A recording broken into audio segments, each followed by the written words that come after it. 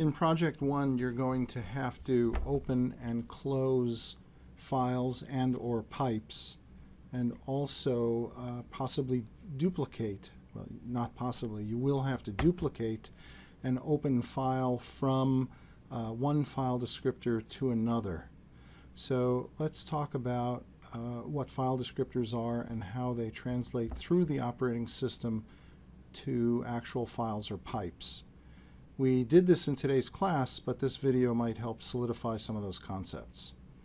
When you do an open, you get a file descriptor as a result, as a return code. This is going to be a small integer between 1 and some number. Now, if you look in the process table, which is what I have up here now, you'll see that there is a structure proc for every process that's running. If you go down into that, you see that there is an array with no file, number of files, number of open files, NO, number of open files. So there's an open file table, and it's an array of pointers to structs of type file. So let's first take a peek. What is the value of no file? You'll find that here in parameters, params.h, and there it is. So a XV6 application can have at most 16 files open at once.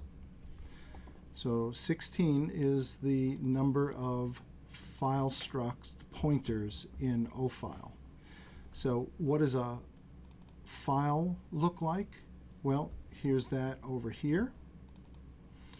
And you'll see that the file has a certain type.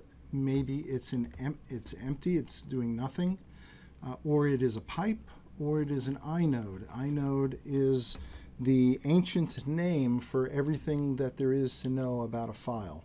So inode, synonymous with file control structure, file structure.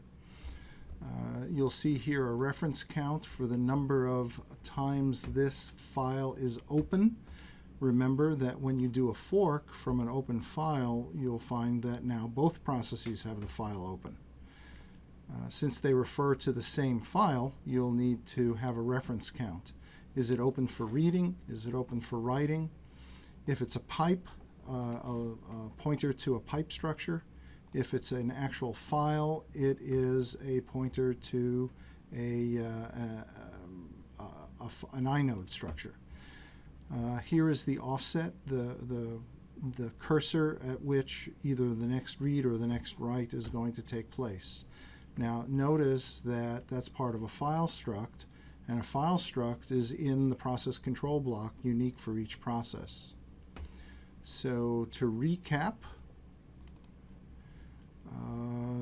file descriptors, the result of read, the result of open, and what you would supply to read and write and close is simply a small integer from 0 to number of files, no file, which is 16 in the case of XV6, and each of them is a pointer to a file structure, which contains information about the I/O that's taking place on a particular file or pipe.